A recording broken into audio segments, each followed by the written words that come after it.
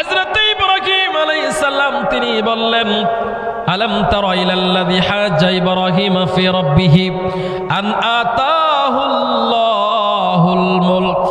সমস্ত কিছুর একমাত্র রাজত্ব, একমাত্র রাজা, একমাত্র বাদশা তিনি হইলেন আমার মহান আল্লাহ। জোরে বলেন সুবহানাল্লাহ।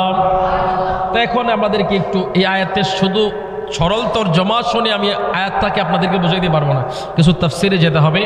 তাফসিরের মধ্যে আসছে হযরত ইব্রাহিম আলাইহিস সালাম নমরুদের সামনে এই আয়াত কারিমা তিলাওয়াত করেছেন, অর্থাৎ এই কথাগুলো ইব্রাহিম আলাইহিস সালাম নমরুদের সামনে বলেছেন। কার সামনে? নমরুদের সামনে বলেছেন। নমরুদ বলেছিল আমি হইলাম সমস্ত কিছুর মালিক, সমস্ত বাদশা।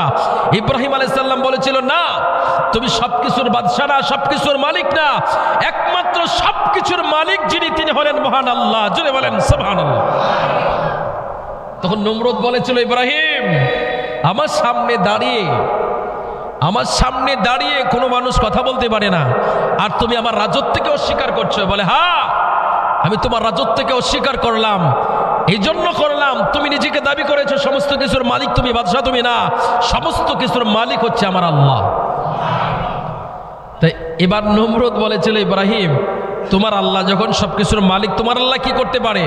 তোমার আল্লাহ যা করতে পারে আমিও সেটা করতে পারি। নাউজুবিল্লাহ বলেন। নমরুদ কি বলেছিল? তোমার আল্লাহ যা করতে পারে আমিও তা করতে পারি। তখন নমরুদ বলছিল তোমার আল্লাহ কি করতে পারে? ইব্রাহিম আলাইহিস সালাম বলেন, ইয ক্বালা ইব্রাহিম রাব্বিয়াল্লাযী ইউহয়ী ওয়া ইউমীত। হযরত ইব্রাহিম আলাইহিস সালাম বলেন, হে নমরুদ, আমার আল্লাহ মৃতকে জীবিত করতে পারে, আবার জীবিতকে মৃত্যু দিতে পারে, এই ক্ষমতা একমাত্র আমার আল্লাহর। জোরে বলেন সুবহানাল্লাহ। নমরুদ বলে ও হ্যাঁ তাই, তোমার আল্লাহ মৃতকে জীবিত করতে পারে, আবার জীবিতকে মৃত করতে পারে, সেটা তো আমি করতে পারি। ইব্রাহিম আলাইহিস সালাম বলে তুমি কিভাবে পারো? এমনি নমরুদ অর্ডার দিল যে আমার কারাগার থেকে দুইটা আসামিকে ধরে নিয়ে আসো, যে আসামিটার রায় হয়ে গেছে তার ফাঁসি দেওয়া হবে, মৃত্যুদণ্ড, ওই আসামিটাকে নিয়ে আসো। আর যে আসামিটাকে আগামীকাল বা এই সপ্তাহে নেক্সট উইকে তাকে খালাস করা হবে তাকে নিয়ে আসো। দুইজনকে নিয়ে আসছে। আসার পরে যাকে মৃত্যুদণ্ড দেওয়ার কথা ছিল বলছে তাকে খালাস করে দাও। মৃত্যুদণ্ডর আসামিটাকে কি করো? খালাস করে দিলাম। আর যার আগামীকাল সে এখান থেকে চলে যাওয়ার কথা তাকে মৃত্যুদণ্ড দিয়ে দাও।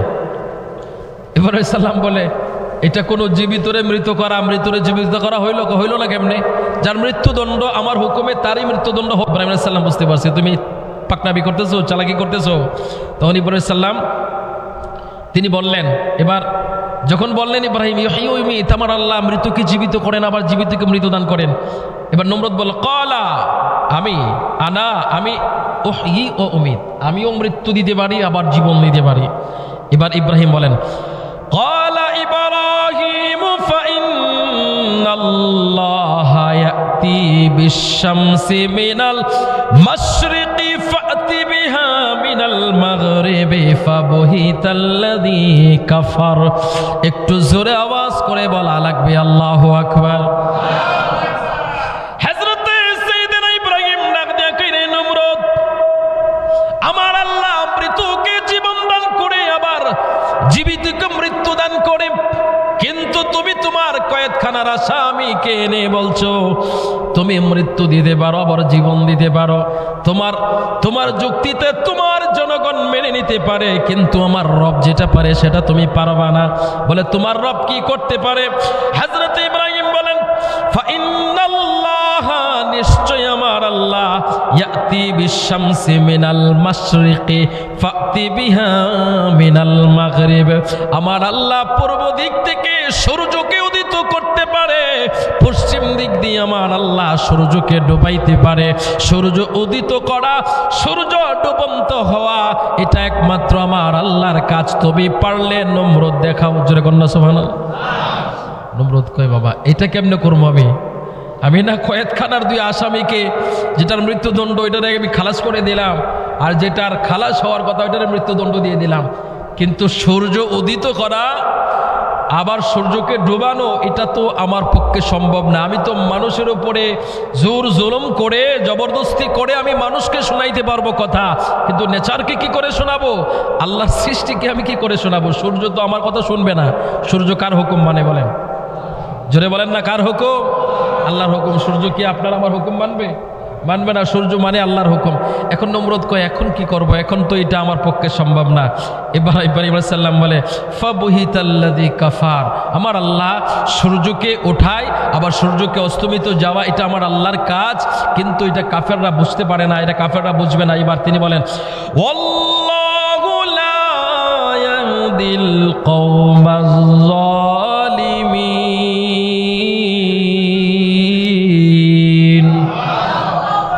হযরতে ইব্রাহিম নাক দেখে নমরুদ, তুমি মানুষের উপরে জুলুম করতে পারো, একটা সাজাপ্রাপ্ত আসামিকে তুমি খালাস করে দিতে পারো, আবার একজন নিরপরাধ মানুষকে তুমি মৃত্যুদণ্ড দিতে পারো। এটা কোনো খোদারি কাজ হতে পারে না। রে নমরুদ, তুমি যদি খোদাই দাবি করে থাকো, তুমি যদি সবকিছুর মালিক দাবি করে থাকো, তাহলে সূর্যকে তুমি উদিত করে দেখাও, তাহলে মেনে নেব তুমি খোদা। এবার নমরুদ আর সূর্যকে উদিত করতে পারলো না, কিন্তু এভিডেন্সটা তো কোরআনের মধ্যে রয়ে গেল। সুবহানাল্লাহ, এভিডেন্স কোরআনের মধ্যে রয়ে গেল। কোরআনে কি কথা আছে? যিনি আল্লাহ তিনি কি করতে পারে? ডুবন্ত সূর্যকে উদিত করতে পারে। কি করতে পারে? ডুবন্ত সূর্যকে উদিত করা। এটা কার কাজ? বড় করে বলেন না, কার কাজ? এটা সৃষ্টি জগতের কোনো মানুষের কাজ না। এবার আসুন, কাম টু দি পয়েন্ট। আমার নবী রাহমাতাল লিল আলামিন, আমার নবীর আঙ্গুলের ইশারায় ডুবন্ত সূর্য উদিত হইছে নি? কথা বলবেন। আমার নবীর আঙ্গুলের ইশারায় ডুবন্ত সূর্য উদিত হইছে নি? এটা আসেনি? তাহলে কোরআনে তো এভিডেন্সটা রয়ে গেল। যিনি সূর্যকে উঠাইতে পারবে, সূর্যকে ডুবাইতে পারবে, এই কাজটা আল্লাহর কাজ। কার কাজ? আল্লাহর কাজ। এটা কোরআনের মধ্যে এই এভিডেন্স তো রয়ে গেছে, কোরআনের মধ্যে কথাগুলো রয়ে গেছে, এটা পরিষ্কার, এটা পরিষ্কার হয়ে আছে। এখন ডুবন্ত সূর্যকে উদিত করা এটা কার কাজ? আল্লাহর কাজ। কিন্তু সে কাজটা কে করেছেন? আমার নবী করেছেন। আমি আপনাদেরকে একটু শোনাই। আমার বেবিকে ডেকে বলছে, বেবি আজকে আমাদের ভাগ্য অত্যন্ত ভালো, আমার নবী আমার রসুল আমার বাড়িতে আসছে, তাড়াতাড়ি করে যা যা করার তাড়াতাড়ি করে করো। সাহাবীর বেবি রান্না বান্নায় লেগে গেল। সাহাবী আমার নবীর জন্য একটু জায়গা করে দিল। এবার আমার নবী যখন বাড়িতে আসলো, আসার পরে সাহাবী বলে, ইয়া রাসূলুল্লাহ আপনি আমার ঘরের ভিতরে তাশরিফ আনেন। আমার নবী রাহমাতুল লিল আলামিন যখন ঘরের ভিতরে তাশরিফ আনলেন, ভালো কোনো খাট নাই, ভালো কোনো বিছানা নাই, মাটির মধ্যে একটা চাদর বিছিয়ে দিয়েছে। আমার নবী বলে, এখানেই বসে পড়ো আলী। আমার নবী হযরত আলীকে নিয়ে বসে পড়লেন। এবার সাহাবীর বেবি রান্না করছে। আমার নবী বলে, এত তাড়াহুড়া করার কিছু নাই, তোমরা আস্তে ধীরে করো, আমি তোমার বাড়িতে আসি। আর জোরে বলেন সুবহানাল্লাহ। তো আমার নবী বসে আছে, হঠাৎ করে আমার নবী আলীকে বলছে, আলী আমি তো একটু বিশ্রাম করব। হযরত আলী বলে, ইয়া রাসূলুল্লাহ গরিব সাহাবী, তার ঘরেতে কিছুই নাই, মাটির মধ্যে আপনাকে বসাইছে, মাত্র ছোট্ট একটা চাদর দিয়েছে হুজুর, তার ঘরে তো ভালো কোনো বালিশেরও ব্যবস্থা নাই, হুজুর কি করে শুইবেন? আমার নবী বলে, আলী তোমার রানটা লম্বা করে দেও, আমি তোমার রানে মাথা রেখে শুইব আজকে। আর জোরে বলেন সুবহানাল্লাহ। হযরত আলী কয়, ইয়া রাসূলুল্লাহ আপনি আমার রানের মধ্যে শুইবেন, এটা তো আবার সবচেয়ে বড় ভাগ্যের বিষয়, হুজুর তাড়াতাড়ি করে শুয়ে পড়েন। হযরত আলী রান লম্বা করে দিলেন, আমার নবী হযরত আলী রানের মধ্যে শুয়ে গেলেন। আমার নবী তো ঘুমিয়ে পড়লেন। সুবহানাল্লাহ। এদিক দিয়ে হযরত আলী আমার নবীর খেদমত করছেন। কি করেন? খেদমত করতেছেন, মাথা মেসেজ করে দিচ্ছেন, চুলগুলো আশ্রয় দিচ্ছেন। আমার নবীর আস্তে আস্তে করে আমার নবী ঘুমিয়ে পড়লেন। হযরত আলী আমার নবীর চেহারার দিকে তাকায় রয়েছে। সময় গড়িয়ে যাইতে যাইতে, প্রেমের ভিতরে ঢুকে গেল তো, সময় গড়িয়ে যাইতে যাইতে আসরের সময় হয়ে গেল। কিসের সময়? আসরের সময় হয়ে গেল। নবী তো ঘুম থেকে উঠছে না, আসর পেরিয়ে মাগরিব হয়ে গেল। হযরত আলী চিন্তায় পড়ে গেল, হাই আমার জীবনে তো কোনোদিন আমি নামাজ কাজা করি নাই, কিন্তু আজকে তো আমার আসরের নামাজটা চলে গেল। সুবহানাল্লাহ বলেন। আর জোরে বলেন না সুবহানাল্লাহ। হযরত আলী চিন্তা করলো যে আমার জীবনের এই আজকে আসরের নামাজটা চলে গেল, কিন্তু হযরত আলী এই সাহসটা করতেছে না যে হুজুর আসরের নামাজের সময় চলে যাচ্ছে, আপনি তাড়াতাড়ি করে ঘুম থেকে ওঠেন, আমরা আসরের নামাজ পড়বো। হযরত আলী কয়, রাহমাতাল লিল আলামিন ঘুমিয়ে আছেন, রাহমাতাল লিল আলামিনকে জাগানোর জন্য খুদ জিব্রাইল ফেরেশতার জিহ্বা যদি আমার নবীর কদমে লাগাইতে পারে, ওই নবীর ঘুম ভাঙানোর ক্ষমতা সাহস আমি আলীর নাই। আরো জোরে বলেন সুবহানাল্লাহ। হযরত আলী আমার নবীকে ডাক দিলেন, আমার নবীকে বললেন না, ইয়া রাসূলুল্লাহ নামাজের সময় হয়ে গেল। এবার আপনি চিন্তা করেন, আমার নবীর খেদমতের জন্য হযরত আলী নিজে নামাজ কোরবান করে দিল, কিন্তু বর্তমানের কিছু নামদারি মুসলমান আছে নামাজ নিয়ে দৌড়াচ্ছে, কিন্তু নবীর খবর নাই। যদি আলী চাইতো নবীকে মাথাটা নিচে, নবীর ঘুম না ভাঙলে নবীর মাথাটা নিচে দিয়া নামাজে চলে যাইতে পারতো, যাইতো না? কথা বলেন না, যাইতো নেই? নবীকে মাথা নিচে দেয় নাই, নবীর খেদমত থেকে দূরে সরে যায় নাই, নামাজ চলে গেল, কিন্তু নবীর খেদমতে আছে। সুবহানাল্লাহ। এবার আশিক রাসূল চিনেন আপনি?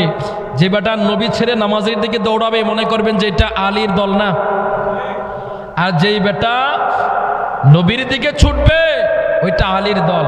সুবহানাল্লাহ বলেন। হযরত আলী নামাজের সময় তো চলে গেল, কিন্তু নামাজের জন্য দৌড়ত্ব জীবনে কোনোদিন কাজা করে নাই, কোনোদিন কাজা হয় নাই নামাজ। এটা একটা ভালোবাসা আছে না? তো ভালোবাসার কারণে হযরত আলীর চোখে পানি চলে আসলো। তো হযরত আলীর কান্নার আওয়াজ যখন একটু বেড়ে গেল, আমার নবী চোখ খুললেন, খোলার পরে ডাক দেখে, হাদা মাদা তাবিকি আলী, কি হয়েছে তোমার, কান্না করছো কেন, কি হয়েছে? বলে হুজুর কিছু হয় নাই। বলে না, কিছু তো একটা হয়েছে, তুমি কান্না করতেছো। তো হযরত আলী বলে, ইয়া রাসূলুল্লাহ আমার জীবনের তো আজকে আসরের নামাজটা চলে গেল, এই জন্য নামাজের মহব্বতে আমার কান্না চলে আসছে। আরো জোরে বলেন সুবহানাল্লাহ। আমার নবী কয়, আলী নামাজটা কি পড়বা? হযরত আলী কয়, ইয়া রাসূলুল্লাহ নামাজ তো গেছে, আগামীকাল যখন আসবে আসর তখন পড়ে কাজা করে নেব নি। সুবহানাল্লাহ বলেন। আমার নবী কয়, বেটা কাজা করে নিবা মানে এখন নামাজ পড়বা নি? সুবহানাল্লাহ বলেন। আরো জোরে বলেন সুবহানাল্লাহ। হযরত আলী বলেন, ইয়া রাসূলুল্লাহ আসরের রক্ত চলে গেল, না মাগরিবের রক্ত চলে আসছে, ইয়া রাসূলুল্লাহ আজকে তো আসরের নামাজ পড়ার কোনো রাস্তাই নাই, আজকে কি করে আসরের নামাজ পড়বো? আমার নবী রাহমাতাল লিল আলামিন ডাক দিয়া কয়, আলী রে, আলী তুমি নবীর খেদমত করতে যাই আসরের নামাজ কাজা হয়ে গেছে, যদি আজকে আসরের নামাজটা তুমি আদায় না করো দুনিয়ার মানুষ জানবে, দুনিয়ার মানুষ বলবে আলী নবীর খেদমত করতে যাই আসরের নামাজ কাজা করে ফেলেছে। রে আলী, এটা তোমার বদনাম হয়ে যাবে, এটা হতে দেওয়া যাবে না। আলী তুমি আজকেই নামাজ পড়বানি কও। আরো জোরে বলেন সুবহানাল্লাহ। তো যে লোকের চোখে পানি আছে নামাজের জন্য, আর ওনাকে অফার দিচ্ছে নামাজ পড়বানি, পড়বে না? অবশ্যই পড়বে। এবার হযরত আলী কয়, ইয়া রাসূলুল্লাহ আমি আপনাকে প্রেসার দিব না হুজুর, আপনার যদি মর্জি হয়। আরো জোরে বলেন সুবহানাল্লাহ। হযরত আলী বুঝতে পারতেছে যে কিছু মনে হয় একটু ঘটবে। নবী যখন নিজের থেকে বলছে যে আসরের নামাজ পড়বানি, নামাজের সময় চলে গেল, আমার নবী কয়, আলী আজকে তুমি আসরের নামাজ পড়বা? হযরত আলী বলে, হুজুর আপনার যদি মর্জি হয়। আমার নবী এবার আসমা বিনতে উমাইর সাহাবীর বিবি, উনি ঘরের ভিতর থেকে দেখছে আমার নবী কি করে। মাগরিবের সময় হয়ে গেল, হুজুর বলছে আসরের নামাজ পড়তে, সাহাবীর বিবি রান্নাবান্না শেষ করে, রান্নাবান্না না করে চলে আসছে যে আমার নবী কি করে দেখি আগে। সুবহানাল্লাহ। নবী বলছে আসরের নামাজ পড়তে আলীকে, মাগরিবের সময় এখন। তো আমার নবী সূর্যের দিকে তাকায়া যখন আঙ্গুল মোবারক দিয়ে ইশারা করলেন, সুবহানাল্লাহ। আরো জোরে, আরো জোরে বলেন। আমার নবী সূর্যের দিকে তাকায় যখন আঙ্গুল মোবারক দিয়ে ইশারা করলেন, ডুবন্ত সূর্য উদিত। আরো জোরে, ডুবন্ত সূর্যটা কি হইল? উদিত হয়ে গেল। এরপরে কি হইল বাকি বিস্তারিত কথা আজকে আর বলতে পারতেছে না, ইনশাআল্লাহ আগামী জুমায় আমরা এখান থেকে বাকি বিস্তারিত আলোচনাগুলো করব। আল্লাহ তাআলা যেন আমাদেরকে পরিপূর্ণ আকীদা, একেবারে সহি আকীদার উপরে থাকার তৌফিক দান করে। সবাই বলে আমিন। যারা সুন্নাত পড়েন না 4 রাকাত ক্বাবলা জুমাত পড়েন।